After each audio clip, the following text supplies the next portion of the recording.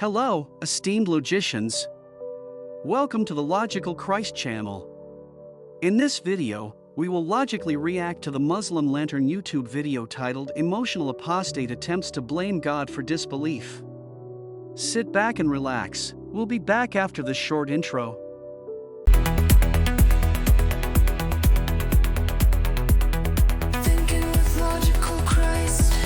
At everything, he created the concept of intellect being wise and in everything.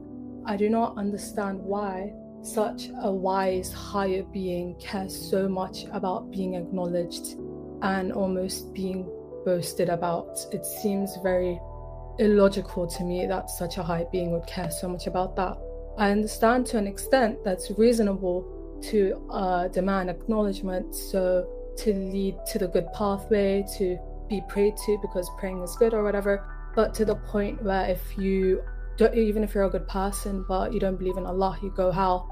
I just think that's a unnecessary, illogical level for a high being. Well, I'm sorry to say, but nothing you've presented has to do with logic. It's more emotional. You're just saying emotionally to... Asking God why he needs to be worshipped is not considered illogical, but it does reflect a misunderstanding of the relationship between the Creator and creation. Allah never says that he needs this, I don't know what term you want to use, I don't know what term you want to use, recognition or whatever term. I don't want to misrepresent what you're saying. But where does Allah tell you that he needs that from you? Allah explicitly says the opposite in the Quran. The Muslim Lantern falsely claims that Allah did not need recognition. In fact, there are several verses in the Quran where Allah demands to be recognized and worshipped. Verses like Quran 2:21 and Quran 51:56 demand worship, while Quran 30:30 instructs people to recognize him. If God wanted everyone to worship him, he can make everyone worship him. An all-powerful creator who has already created angels that worship him 24/7. As Allah says in the Quran, they're like righteous, honorable servants that they don't precede Allah in speech and they do everything that Allah commands them to do. Day and night they glorify God, they never stop. Without realizing it, the Muslim Lantern clearly implies that Allah needs to create so that creation can recognize and worship him. This highlights the beauty of the Trinity. Even without creation, the persons within the Godhead are already perfect in love and appreciation, a state of self-sufficiency that Tawheed cannot achieve. Good for you to be a disbeliever. Allah says, Ya ayyuhan nasu antum al-fuqara'u ila Allah. Oh mankind, you are the ones in need of Allah.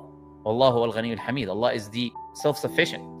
In yasha yudhibkum wa ya'ti bi khalqin jadid. If he wishes, he would vanish you and bring a new creation. وَمَا ذَلِكَ عَلَى اللَّهِ بِعَزِيزٍ. That's not difficult for Allah. So Allah explicitly in the Quran and repeatedly tells us that he doesn't need us. Of course, he is independent. That's what the word as-samad means. That's one of the essential attributes of God. God is independent of need. In Quran 6:101, it is stated that Allah could not have children because he has no mate. This implies that Allah is not self-sufficient or independent. This verse contradicts the Muslim Lantern's claim that Allah can do all things. I go to the or let's give an example of one's family, for example. Let's say you're born, your parents took care of you, and you as a kid changed your diapers, they fed you, they taught you, they took you to schools, your father was working day and night, and your mother took care of you and raised you. Do they deserve your thanks and gratitude and recognition, or they don't? Now, yes or no? They do. They do. Now, if I were to come and say, why are your parents such horrible people that they think that they deserve recognition and they're upset because you're not treating them good? Ironically, Quran 3:31 requires creation to love Allah for him to love his creation. In contrast, the God of the Bible does the opposite. We love because he first loved us, 1 John 4:19. Okay, so but the thing is, even if you're a good person, you obey everything that Islam would genuinely dictate. But simply because you do not believe in Allah, you will, I believe, will go hell. So imagine if the parents, they have a child who behaves, that doesn't sleep around, gets good grades, has a successful job, and because they don't acknowledge the parents like kill them or punish them as an equivalent to hellfire, I would see that as unfair and an emotional thing, for like an unnecessary thing to happen. Oh, okay. The example doesn't work. Obviously, there's a problem in the example, because you're saying right now, if parents, not only are they going to take care of you, they literally created you. You're missing that part. They are the only reason you exist. The Muslim lantern fails to realize that no human being would choose to be created in this wretched world.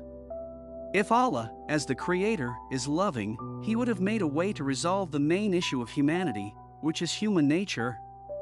The Muslim lantern keeps pushing the narrative that as free beings, we are forced to recognize Allah as Creator, and failure to do so leads to damnation. In the case of God, this is the case. It's not just God, they did some good things to you and raised you and took care of you. No, God actually, without God, you don't exist to begin with. So you are assuming like I made this bottle, created the bottle. Nobody, if I start like, smashing this bottle or something, nobody's going to say anything about it. It's my product, I made it. That's why we say inna lillahi wa inna ilayhi raji'un. We are, inna lillahi means we belong to Allah and to Him we shall return. We are created by God. We are being that we would not even exist if Allah did not bring you into existence. It's not as simple as He gives you things. But not only that, Allah creates you. Allah gives you life. Allah gives you this beating heart that you use every single day, every single minute. Now, calling Allah, trying to call Allah, portray Allah in an evil image. Right now, He's allowing you to do it. He's allowing you to speak it. He's allowing you to say it. He's allowing you to express it. And He's allowing you your heart to beat, allowing your breath to be taken, giving you provision while disbelieving in Him. Now, there is nothing more merciful and loving than this. If God was the image that you're trying to portray, you'd disappear now the minute you even... In terms of damnation, Islam clearly teaches that anyone who disbelieves in Allah's verses and Muhammad will go to hell. In Christianity, someone will go to hell because of sins they cannot repay, and therefore must accept the sacrifice of Christ to be spared. Send this life as a test. And then made the test easy for us, because He wants goodness for us. He made the test easy for us. He told us, okay, if you do one good deed, you take 10 times up to unlimited amount. If you do one bad deed, it's one bad deed. If you do good deeds, they will remove your bad deeds. Okay, you have all of these bonus points, let's call them. Ramadan, Allah forgives all the previous sins of the last year. Allah is making doors open for you, to make things easy for you, so you can achieve paradise and eternal bliss, which is another favor that you don't deserve, because from the minute you existed, He's been giving you everything. Ultimately, Allah did not make it easier to go to paradise. He actually made it impossible. No human being can outnumber their own sins by doing good works. Unless God Himself saves us with justice satisfied, all humanity is doomed to hellfire. By praying to Allah, is that not acknowledgement? When you pray to Allah, do you get benefit or not? Maybe, but it's more so... No, it's not. No, it's not a maybe. Do you get benefit or not? Yes or no? Yeah, possibly. Okay. Look, you're playing semantics here. You're not being sincere. Of course, the answer is yes, you do. If I see it, it's good because it's a form of meditation. Yes, it is beneficial. But not just from an atheistic point of view. I'm saying from an Islamic point of view. You are internally critiquing Islam. If you're internally critiquing Islam, then in Islam, the prayer... It's definitely... Yeah. Okay, so you're critiquing from an Islamic point of view. You're not critiquing from an outside. So if you're critiquing from an Islamic point of view, that creator, that prayer is good for you, is not... I believe that prayer is good for us, but in the Quran, prayer is required by Allah. Therefore, from an Islamic perspective, it is something Allah needs from us. While Islamic prayers are part of a Muslim's obligations, prayer should ideally be done out of one's own desire and will. Doesn't benefit God. I already told you, Allah told us He doesn't need it, it doesn't benefit Him. So why do I go home if I reject the benefit? Why? It's because you deserve God it. gives me medicine. Because you deserve it. He deserves it, but it wouldn't... that's No, you would deserve the it. punishment. If I don't get it, you go, how? No, I said you would deserve the punishment for not doing that good thing, which is a must, which is the recognition. for the goodness that you've given. why you're recognition ungrateful. You're ungrateful. The Muslim lantern forgets his earlier statement that nowhere in the Quran does Allah need recognition, and now claims that anyone who does not recognize him is ungrateful and does not do the most good things go to hell.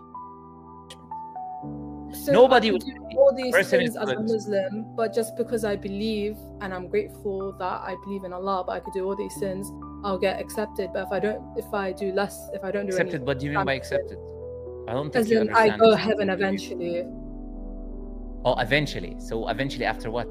Like eventually after I Doing- get punished or something, God will give punished for me how my- long? In what I way? don't know, Punished for but how I long? believe In what way? non-believers. Okay, so if you don't don't know, then you shouldn't pretend as if it's like some easy thing that is going to take place. It's not the case. You're pretending. This is how, again, you manipulate words. You're not sincere. The Muslim lantern laments insincerity, but as we have seen, he is the one playing with words, claiming Allah does not need recognition, but a few moments later discussing that we must do good things for Allah. So for instance, you say, oh, I can do all of these sins. In the same time, you know that in Islam, that you will be punished in hellfire, which is a fire we can't even comprehend or imagine, for a time that even God did not tell us, which you wouldn't even bear a second of. And then I can do all of these things. Where does Islam say that? You know very well that Islam doesn't teach that. But then hypocritically, you're pretending as if it is the case that Islam encourages you to do sins. What? So you need... What? The ex-Muslima was confused by how the Muslim lantern explained the teachings of the Quran. Muslims tend to mumble their explanations to sound knowledgeable, but in actuality, it does not make sense. to be more sincere. You need to be more What do you sincere in your mean? I approach. don't understand. I mean that you are pretending and pushing this narrative as if Islam says it's okay if you commit all the sins that you can commit as long as It's you not believe in okay. God. You get punished for it, but I think there's a difference between being punished for something. But you said I can do and all of being- these sins. What does that Yes, mean? because I'll Where does eventually Islam go say you to can do heaven. them? No, as No. in eventually I'll get into heaven. Like obviously I'll be punished for it, but eventually I'll get into heaven versus eternal. Yeah, hellfire. and what does what does that mean? Like being punished for a period of time we can't even comprehend, in a punishment we cannot even comprehend. That means what? That means justice. So nobody gets away of these sins that you're talking about, whether these sins are towards the Creator or towards other human beings. The issue is Allah forgives sins without a basis of accountability. Allah simply forgives sins without dealing with the sin itself. How can a just God let go of a sin without it being dealt with? Allah then is unjust to just forgive sins. Yeah, but I think recognition is somewhat a very shallow thing, and even that, if Again, if that's emotionally like emotional subjective opinion. terms. But Where's the rational argument? okay, what's You're not so really- you're not bad really about not presenting recognizing anything God? rational. It's ungratefulness, but I don't think ungratefulness outweighs so many sins that it No, locks in the eternal ungratefulness to hellfire. what level? Ungratefulness to what level? It's great ungratefulness. It's not. It's extreme ungratefulness, and it has. The real issue for the ex-Muslima is the enforced nature of gratefulness. Most people would agree that gratefulness should ideally stem from love, not fear. The Muslim lantern is portraying Allah as a cosmic tyrant who demands things out of fear. If I don't recognize God, then you become the God of your own life. You do things depending on what you think is good and bad. So it's not just as, oh, you're ungrateful to God. That also takes consequences into the real world, on your behaviors, on what you eat, on what you drink, and how you deal with people, in what you consider morally good and morally bad. It's not as simple as, oh, someone just doesn't recognize God. And in the hypothetical example, which doesn't exist anywhere on earth, he's going to do everything according to Islam, but somehow he's not going to believe in God. There's no such human being. We know that if someone rejects God, that will carry on to their life. It will have. The Muslim lantern fails to consider what it means to be human. This is more than just rejecting God. It is the human nature that sabotages a human being. Until the fallibility of humans is addressed, no one can truly accept God. Okay, but so ungratefulness. So a non-believer can be grateful to everything, but when he's ungrateful to God, he goes hell. But when a Muslim What do you is mean grateful by to that? Allah, Come on, like I told you these hypothetical. Look, you're really arguing emotionally right now, and you're not presenting anything rational. You already know this. There's no such thing as an atheist grateful for everything. The Muslim lantern is losing his nerve, as he did not let the ex-Muslima ask her questions. He then falsely claims that there are no atheists who are grateful for anything, when probably all atheists are at least grateful to their family or to own self. The conclusion. Obviously, the ex-Muslima has an issue with how Allah deals with sins. She also understands that as long as you believe in Allah and are grateful to Him by doing good works, your sins are forgiven as is. Ultimately, the Muslim lantern depicts a tyrant and capricious cosmic God who requires prayers, good works, and devotion out of fear of hellfire. The followers of this God can simply ask for forgiveness for their sins and will be forgiven without their sins being dealt with. Here's a video from Sam Shamoun on how the God of the Bible deals with sin, as a response to a Muslim. Why we need God to die for humans Okay, now that's to a get different the question. salvation. Yeah, and I'm trying to get you to understand. So that's a different question. So now you're forgetting Okay. the time factor, right? You don't care about the time. Okay, let's leave that. When you say, why does God need? Well, God doesn't need anything. He doesn't need to forgive you. He doesn't need to save you. He can just give you what you deserve. That's the first thing. So you keep saying, like when you said God need. God doesn't need anything. He doesn't need to do anything. He didn't need to create you. He didn't need to create me. He doesn't need to save me. He can give me what I deserve. So that's the first thing. So we have to get that straight. So you understand God doesn't need to forgive you, right? God doesn't need to forgive us. Yeah. Does he have to forgive you, or he can just give you what you deserve? Like, I'm not demanding God to forgive me. I didn't ask what. I didn't say you're demanding. I said God doesn't need to, right? Does he have to forgive you? It's really hard question though. I don't know how to. Why would God have to forgive you? Does he need you to exist for him to be God? So he doesn't have to forgive you because he doesn't need you. No. Like he always exists. I know that he doesn't. That's my point. So he doesn't have to forgive you, right? Okay. Yep. If he has to do something, that means he's obligated and he's bound to you. But God is bound to no one. He's obligated to no one, right? Mm-hmm. Yeah. Okay, so let's establish first, God doesn't need to forgive anyone, right? Okay. I just want to make sure you understand, because I'm helping you understand what. Okay, I get it. Okay, so that part we got. Okay, now that we established he doesn't need to, he chooses to. Now the question is, here's the question. When God chooses to do something, or God chooses to say something, then things become different. In other words, he didn't have to choose to create. He didn't have to choose to punish sin. He didn't have to do any. He chose to do that. Now that he's chosen to create, now that he's chosen to enjoin upon mankind rules, regulations to live by, in order for them to enjoy God and benefit from his creation. Now things are different. So now he created Adam and Eve, and he says to Adam and Eve, one thing I do not want you to do.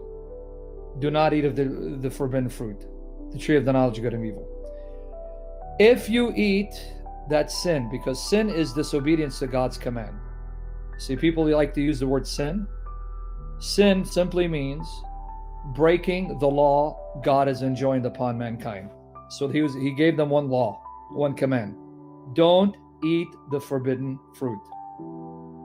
Now, he gave them other commands, such as be fruitful, meaning, multiply, reproduce. Now, if they didn't do that, that too would be sin. Because what is sin? I'm trying to help you understand the Bible theology a little deeper. So go a little deeper, not too deep where I confuse you.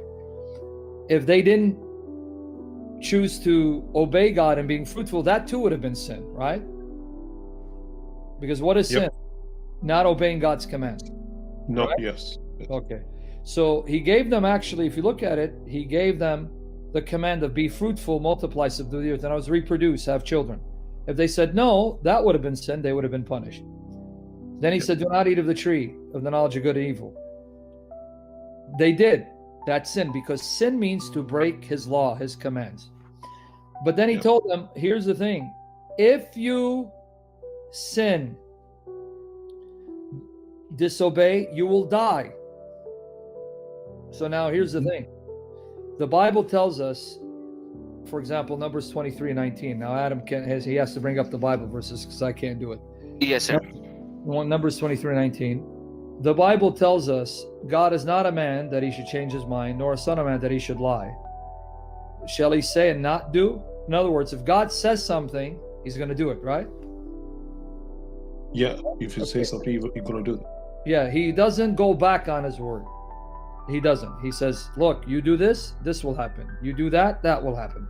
So when he told them, you eat, you die. Okay, but they ate. Now here's the dilemma. If Adam and Eve had died that moment, that means either that would be the end of humanity, or God would have to then create another pair of human beings because they had no children. If he had demanded they die that moment, it would be the end of human existence. So either he'd have to now create another pair and start over again, or he would show mercy and forgive them and extend their life and not take their life away until they have children, so that the earth would be filled with human beings. But by forgiving them, he goes back on his word. Because he said, no, he didn't. He said, you're going to eat, you die, right? Yep. You're going to eat, you're going to die. But God said, hold on, I don't want them to die. I want to extend them mercy and compassion, because God's desire is not that human beings die. And I want them to reproduce so that the earth will be replenished, filled with humans. So then he didn't bring about the judgment of death. He forgave them. But now we have a problem. God now violates his word, goes against his word, goes against his justice, because justice is you get what you deserve. You do this, this is what you get. Well, they sin. What does justice demand? They die. Well, he didn't give them justice. He showed them mercy. So we have two problems now. This shows God is more merciful than just, and that God went back on his word and did change his mind. So how do we solve the dilemma, the tension? How can God still be just and God be a God of integrity who keeps his word, but at the same time be a merciful, compassionate, loving God by not giving Adam and Eve what they deserve, which is death, which then would end human existence, and then he'd either forget about creating humans or he'd have to create another pair? How can he be all of that without being more loving and compassionate than just and holy, or more just and holy than loving and compassionate? Because now we have a dilemma, don't we? Yeah. You see the dilemma, right? Yep. Well, now let me show you how God shows you he solves the dilemma. Let me show it to you. Watch how God's going to solve the dilemma. Go to Genesis 3:21. Oh, Genesis 3:21. 21. He's going to read it, yes. So I'm doing it. Yeah, he's going to read it. Okay. Notice how he solves the dilemma. Walk with me. We're going to go through this step by step as the Holy Spirit helps me to help you for the glory of Jesus. So when I ask questions, it's to help you think deeper, more deeply, right? Okay. So notice what God did for them. Any translation that will make sense for him. If it's old, if the Old English is hard, then read something else. Yeah, I'm going to read New King James. Also for Adam and his wife, the Lord God made tincus of skin and clothed them. Tunics meaning clothing, right? Clothing. That's what it is. A tunic is like a robe, clothing, right? Perfect. Okay, but now skin. That means this robe was made out of skin. What skin?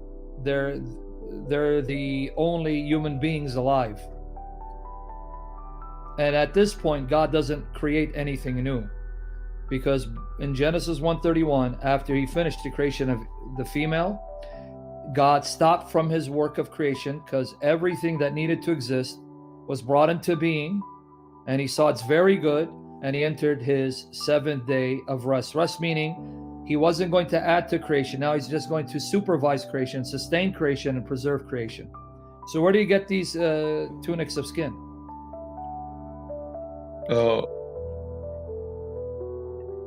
Skin. So it's from skin. Not human skin. Adam and Eve didn't die. They're the only human beings. Can you say it again? Like, I didn't get the quote. How do you make clothing from skin? Skin of what? Tunics of skin. You can't be human, right? Because they're the first humans. He didn't kill them and take their skin and make clothing. Yeah. Like, what's the meaning of tunics? Well, that's why if this brother didn't read New King James or New American Standard, and if you listen, I said it means a robe, garment. You went two up. Go down, brother. You passed it up.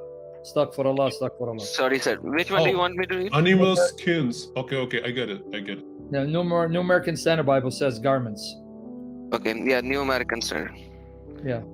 Yep, garments of skin. Yeah, tunic. It's a like tunic. It's a robe. It's a garment. Okay. So these garments were made out of skin. What skin from where? From animals, it says. Well, that's a paraphrase. A paraphrase means it tries to give you an explanation, the meaning.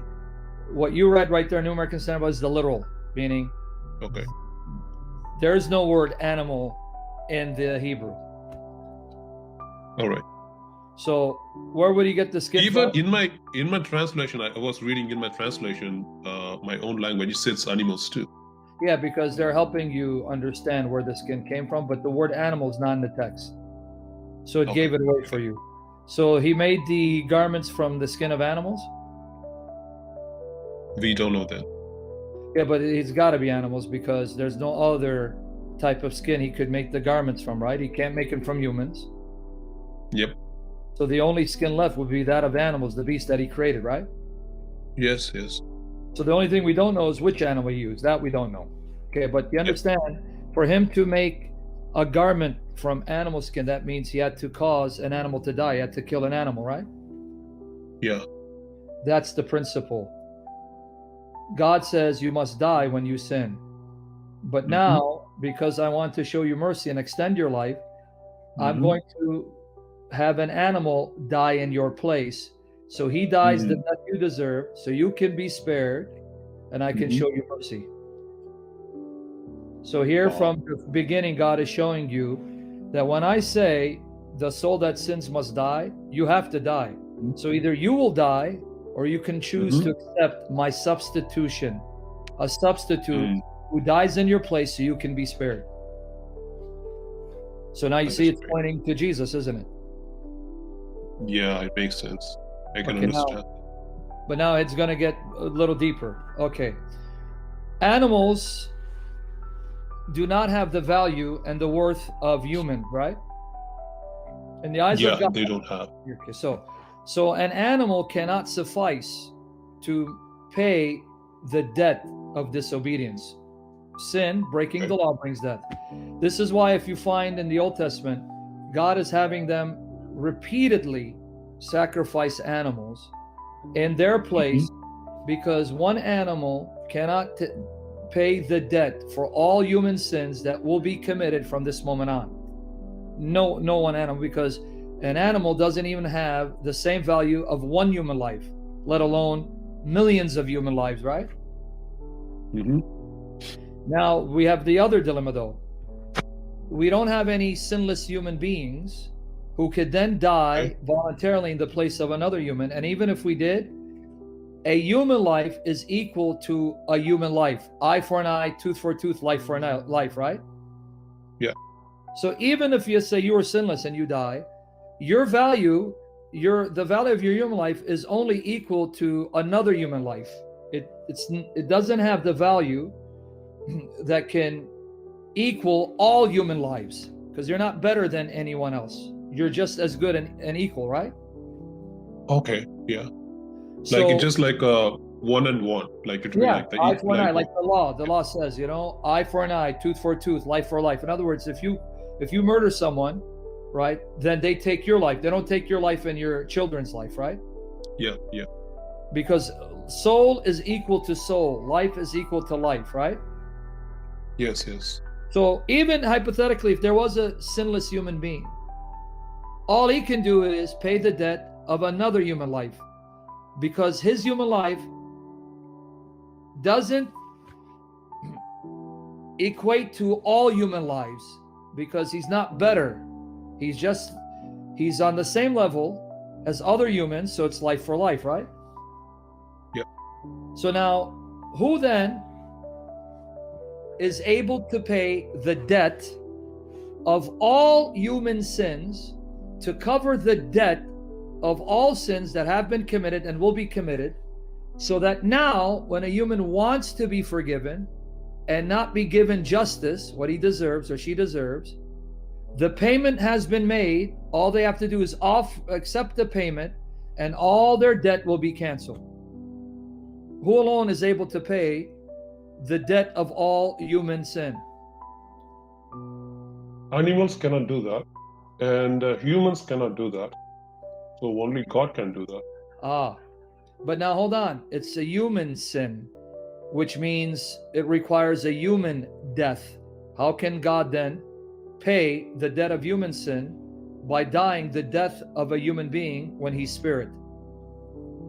Why not angels? Brother, who told you angels are better than humans? I was thinking that. No, that's not biblical. It's not even the Quran. It's not Quranic. But forget the Quran for now. Sam, Don't you believe from your former Islamic days that humans are higher than angels, or at least the righteous are, or at least Muhammad? Yeah. But Okay. we How believe- can an angel carry the debt of all human sin and pay the debt of all human sin, even if he's better than a human? How many human lives is he better? I mean, in other words, if we take Michael, the angel Michael, let's assume he's better. Okay, how much better? So better that his one life is better than all human lives combined? Okay, it makes sense right now. Okay, if an angel died in the human place, the angel would be a god. Exactly. So he can't do it, can he? Yeah, I can So understand. only God has infinite value and worth, so that only God can pay the debt for all human sins and still not be depleted in funds, just to use a human analogy, right? Because he's infinitely rich, right? Yeah. But the problem is, it's a human sin, which requires a human death. But God is spirit, so how can he pay the human debt? So that means he had to become a human. You answered it for yourself. Welcome to Jesus Christ. I hope you learned from this video. Comment down below for your thoughts on this logical reaction to the Muslim Lantern YouTube video titled Emotional Apostate Attempts to Blame God for Disbelief. Until next time. Thinking with Logical Christ.